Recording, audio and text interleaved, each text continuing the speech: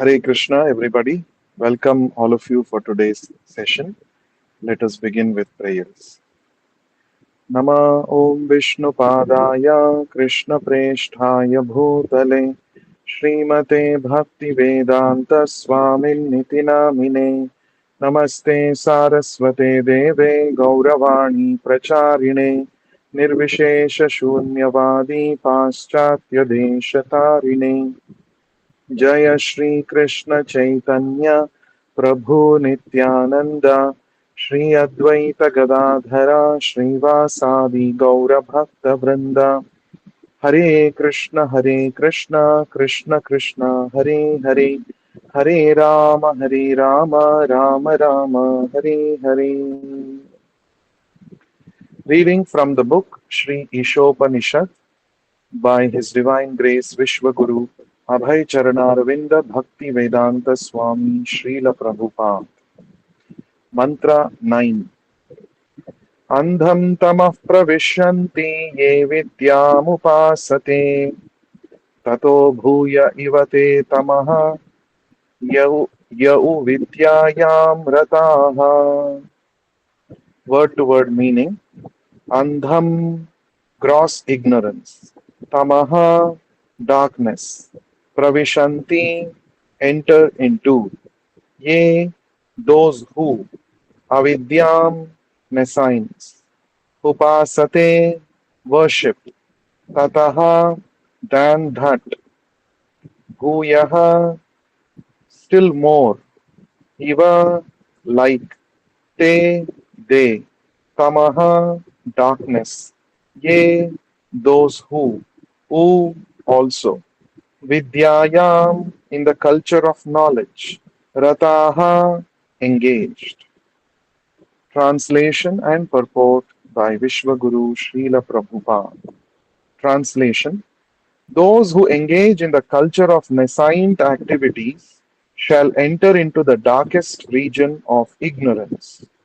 Worse still are those engaged in the culture of so-called knowledge.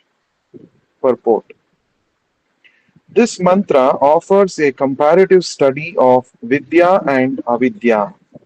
Avidya or ignorance is undoubtedly dangerous, but Vidya or knowledge is even more dangerous when mistaken or misguided.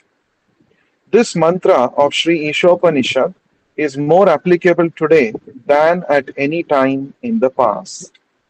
Modern civilization has advanced considerably in the field of mass education, but the result is that people are more unhappy before than ever before because of the stress placed on material advancement to the exclusion of the most important part of life, the spiritual aspect.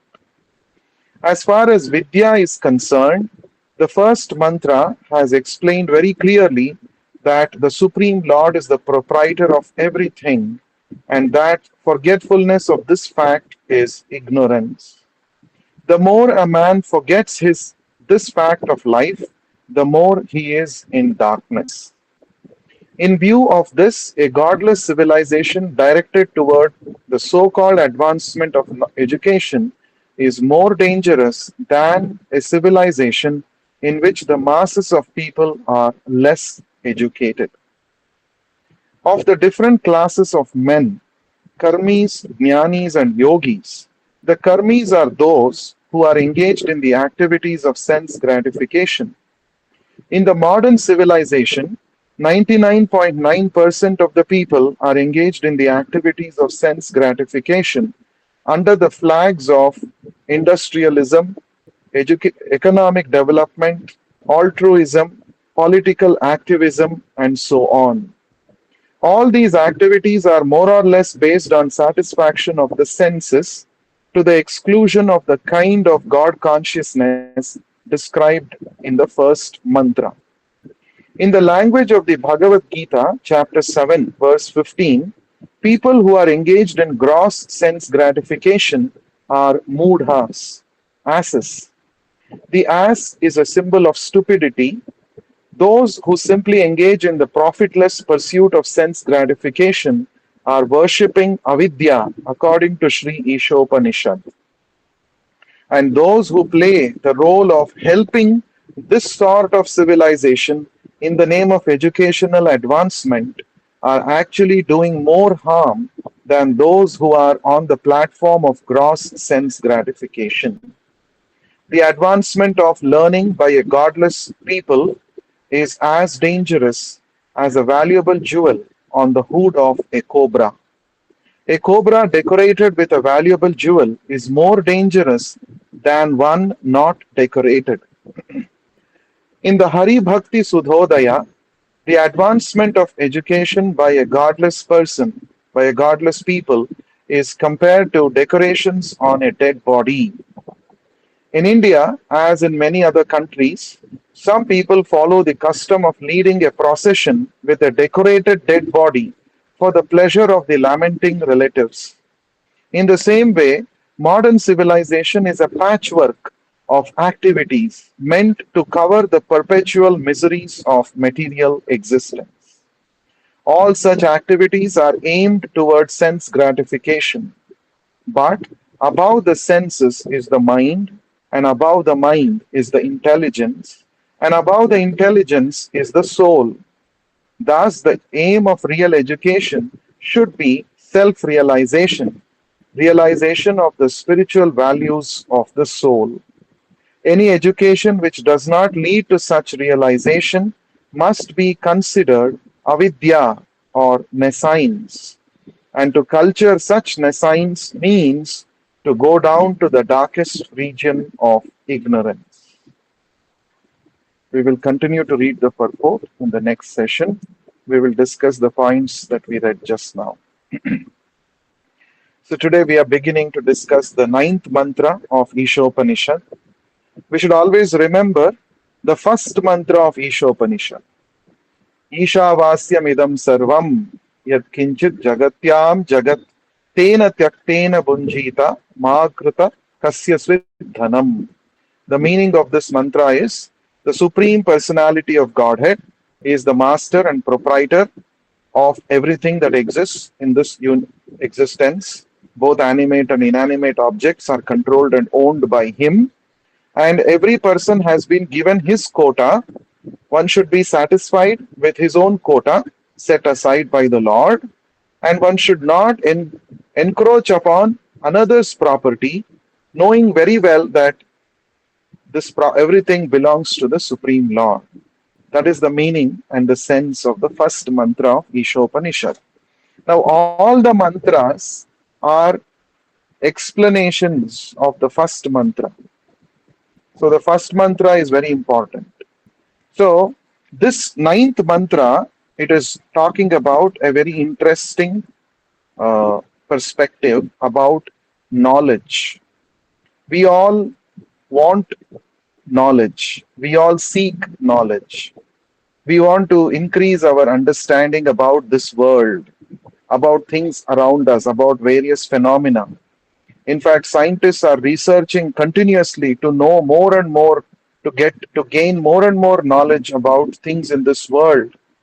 And there is a constant search for extraterrestrial life. Is there life beyond this planet? The scientists are puzzled to know this. They're very interested to know.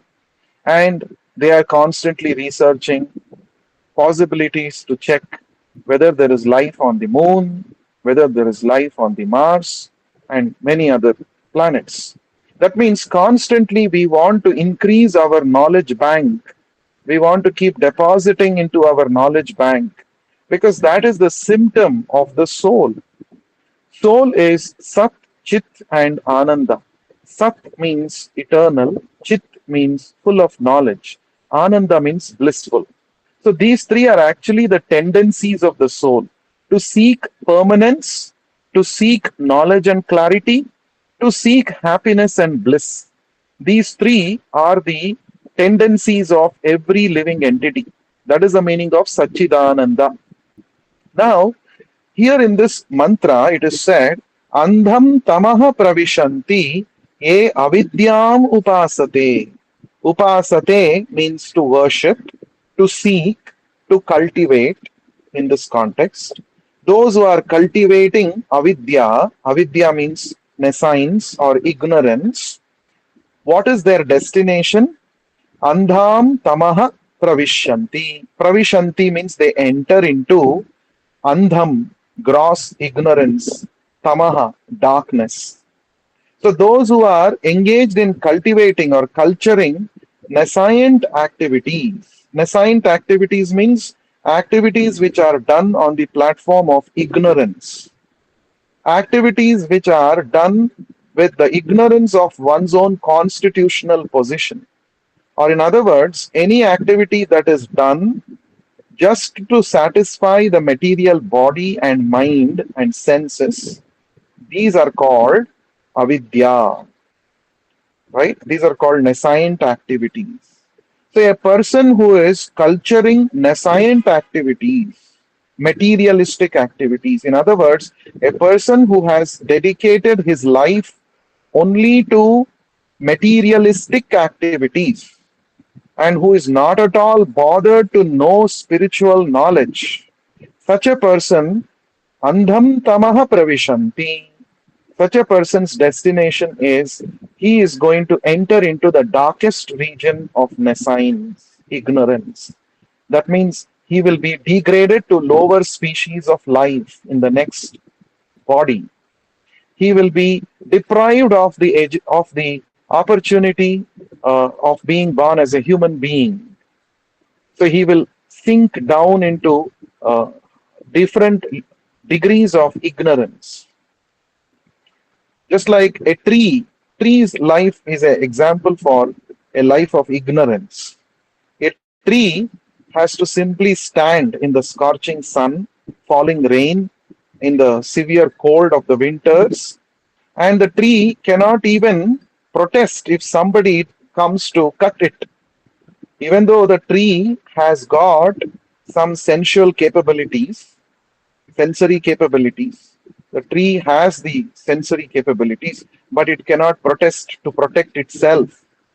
That is an example for ignorance, life of ignorance.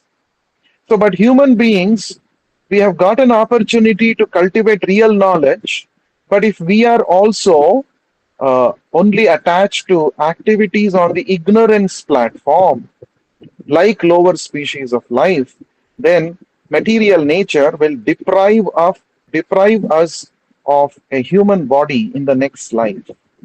Right? So that is the meaning of the first part of this mantra. Andham tamaha pravishanti ye avidyam upasate. Those who are culturing avidya, material knowledge, they are actually preparing themselves to degrade to a lower form of life. Now, the next part of the mantra is very interesting. It says, Tataha, Tataha means than that, Bhuya, Bhuya means still more, Iva, like, Te, they, Tamaha, Tamaha means darkness, Ya u Vidyayam Rataha, those who, Ya u means those who, Vidyayam, Vidya means in the culture of knowledge, Rataha, those who are fully engaged. Those who are fully engaged in culturing the so called knowledge, such people are going to be still more, their position is worse still, and they will be furthermore degraded. Now, why it is saying like this? This is quite puzzling. Oh, we have to cultivate Vidya, isn't it? Knowledge. But why is Ishopanishad saying that those who are engaged in the culture of so called knowledge, they are worse than those who are culturing nascent activities? Why it is said like that? Now we have to pay attention to the usage of the words by Srila Prabhupada. Prabhupada is using the word so called knowledge. Now, what is this so called knowledge? First of all, we should understand what is knowledge or Vidya. In the Vishnu Purana, there is a definition of the word Vidya in a very one single line, one quarter of a shloka. It says, Sa Vidya Ya Vimuchyate. This is the definition of Vidya. Sa Vidya Ya Vimuchyate. That is knowledge which helps a person to become free from bondage. That which helps a person to gain release from bondage or slavery. That is real knowledge. That knowledge which actually makes a person trapped, which makes a person bound to so many limited materialistic conceptions, that is actually not knowledge. That is not vidya. It is simply ignorance in the name of knowledge. So the Vishnu Purana is giving us a definition, right? We have to cultivate that knowledge which will help us gain freedom, liberation from bondage. Now, what is that bondage that we are all into? Bondage is the understanding that I am this body. Bondage means slavery to our senses. Bondage means to become limited in our thinking that I belong to a particular community. I belong to a particular designation attached to my body. This is bondage. So, real knowledge means a person who has real knowledge, he does not think in terms of his limited body and the designations connected with his body. Since I am born in a particular family, I belong to this family. Since I am born to a particular set of parents, they are my parents, right? These are my relatives. These are my family men. Or since I belong to a particular part of the world, I belong to this nation. This is a limited, restrictive understanding. Actually, the soul is free from all these designations. There is nothing like Hindu soul, Muslim soul, or Christian soul. Soul is soul. There is nothing like North Indian soul, or South Indian soul, or Asian soul, or American or European soul. Now, what is happening currently, since there is no proper spiritual education given to us, we are all thinking in terms of the body only. This is called avidya. This is called avidya. Opposite of this is vidya. Understanding that no, I am not this body. I have taken on so many bodies millions of times before. I don't even remember those bodies. I don't even remember those designations and conditions. In my past lives, I have had so many sets of parents and relatives. I don't even remember them. During those lifetimes, I was attached to those family members into which I was born. Now I don't even remember. Similarly, now I have one set of relatives. In the next life, I will not even remember about this life. That means, why should I pay more attention to the temporary realities? Temporary realities should not drive our decisions in life. Temporary realities should not, become uh, a barrier for our spiritual advancement. So, in the Bhagavad Gita, 5th chapter, Krishna describes what are the symptoms of a person who has got real vidya. Krishna says, Vidya Vinaya Sampanne Brahmani Gavihastini Shuni Chaiva Shwapakecha Pandita Samadarshinaha. Now, this is the definition of Vidya that Krishna gives in the Bhagavad Gita. A person who is actually equipped with real knowledge, Vidya, what does he think? How does he perceive? Such a person is Vinaya Sampannaha. He is really humble. Humble means he does not seek respect from others. That is the first symptom of a person in real knowledge. And then Brahmani, Gavi, Hastini. So Krishna gives a list of various entities. A person who is in real knowledge, he sees a learned Brahmana, he sees a cow, he sees an elephant, he sees a dog, and he sees a dog eater with an equal vision. All these five kinds of people, five kinds of entities, externally they are different, they possess different bodies, they possess different mentalities and consciousness and habits, but these people are originally spirit soul. So a person who is situated on the real Vidya platform, who is culturing real knowledge, such a person does not see others simply based on their external bodily designations. He actually sees that each one of them, they may be in different bodily designations, but they're actually spirit soul. And he also sees the same Paramatma is seated in everyone's heart.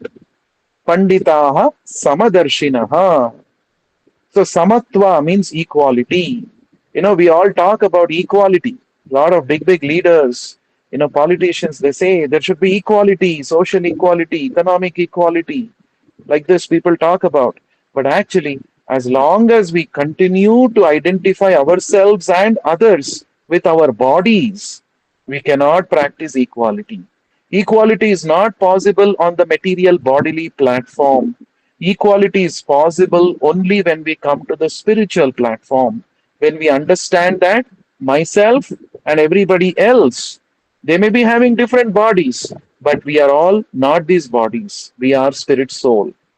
And we have one eternal relationship with the Supreme Lord Krishna. All of us are actually having one common personality to whom we are all eternally related. That is Krishna. So, when we realize this, then we can practice real equality. Then we can realize universal brotherhood. This is very important. So, the mantra, this particular mantra of Ishopanishad is saying those who are engaged in culturing so called knowledge in the name of knowledge, that means they are culturing avidya in the name of vidya, they are worser than those who are directly culturing avidya.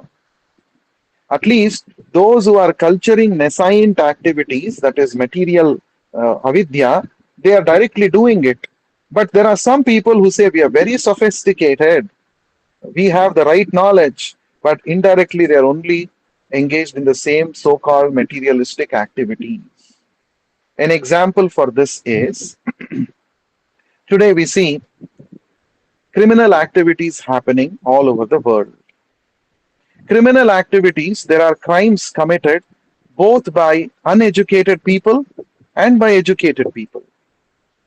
Uneducated people, we may say, oh, because they don't have education, they lack proper understanding.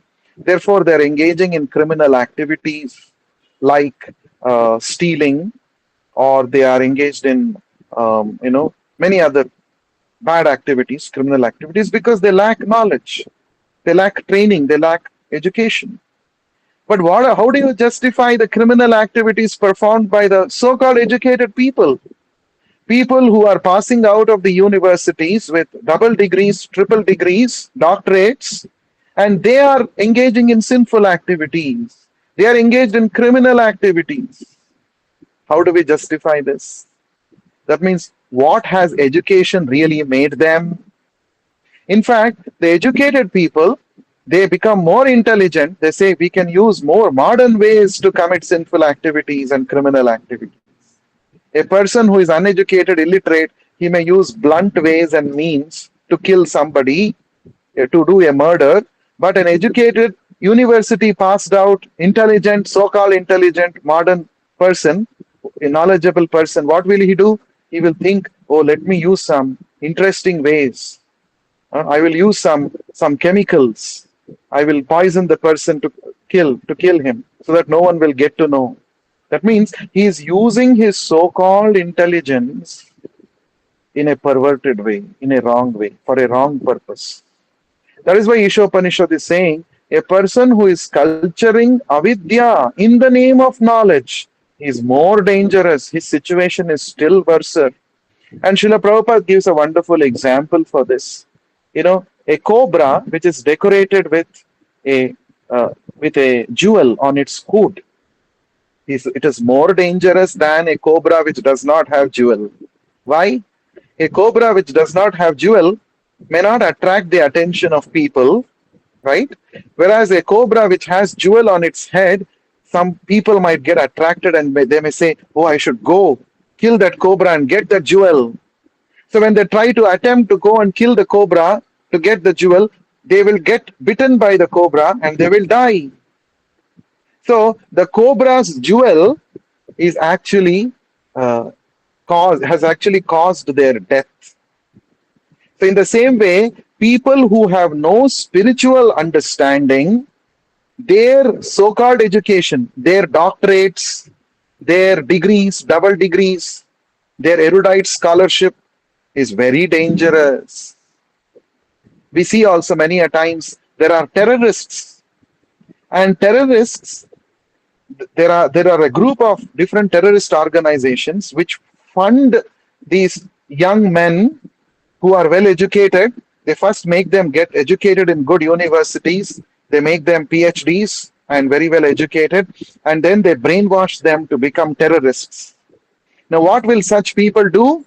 They already have so much material knowledge with them. They will use all their material scholarship and knowledge to create terror in this world. They are like the cobras decorated with jewel on their hood, isn't it? So, uh, so we also, when we study the Ramayana, we say Ravana, he was a great scholar. He had mastered all the Vedas. He was a musician. He used to play various musical instruments. He could chant the Vedic mantras very nicely. He had many powers, yogic powers. He could travel to different planetary systems.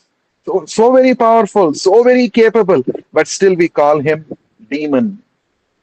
Why do we call him demon, and why do we burn his effigy every year during the Dasara time? Why don't we worship him that he is a great scholar? We don't worship him because he lacked character.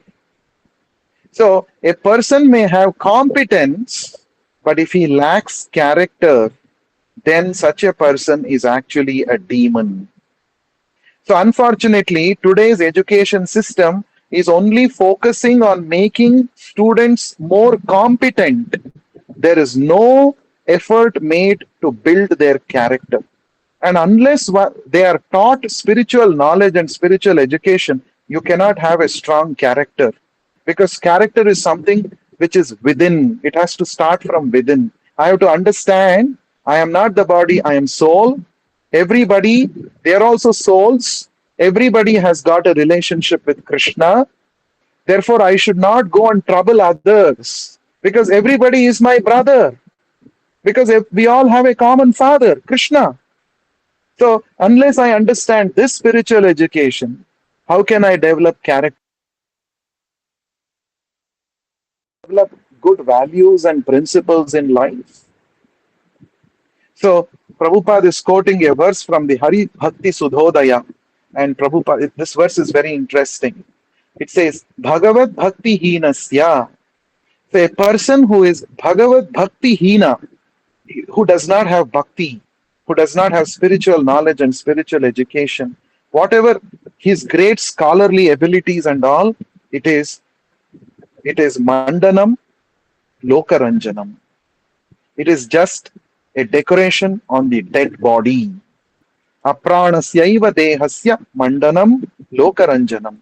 In some communities, when a person dies, when they take their body to the funeral, they decorate the body with various flower garlands and his favorite dress and all of that. And then they play some musical instruments on the way.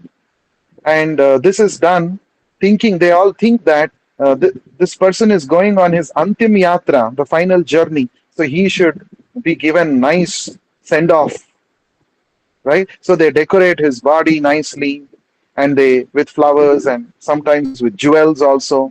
And of course, before burning or burying, they take away the jewels, and then they also play musical instruments.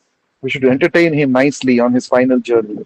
And also, the lamenting relatives of the deceased person, they will also feel some happiness that finally his final journey was nice.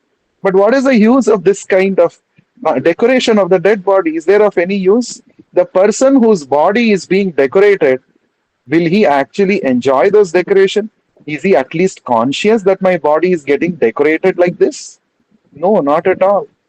So, our so called great achievements on the material platform without making an attempt on spiritual realization is just like decorating the dead body. It is of no value, it is of no use, it is simply disturbance. It creates more disturbance to the world, to the society. So it's important that we cultivate real spiritual knowledge. And we are all very fortunate. We have come in touch with a bona fide spiritual master, Srila Prabhupada, who actually took this knowledge far and wide, spread this Bhagavad Gita knowledge all over the world. And Srila Prabhupada gave us the right understanding, the right presentation of Bhagavad Gita and the Vedic scriptures. And every day we should spend at least 10-15 minutes studying Srila Prabhupada's books, by which we can culture real knowledge and we can become people of good character. We can do some good contribution to this world only when we awaken spiritual consciousness. So, every day we have been conducting these sessions on Ishopanishad. I request all of you to please join us every day. This will help us to cultivate Vidya and drive away all avidya. So, thank you very much for joining. In a short while, we will be having the Bhagavad Gita recitation. I request you to stay online. Grantharaj Shri Ishopanishad ki jai. Vishwaguru Srila Prabhupada ki jai.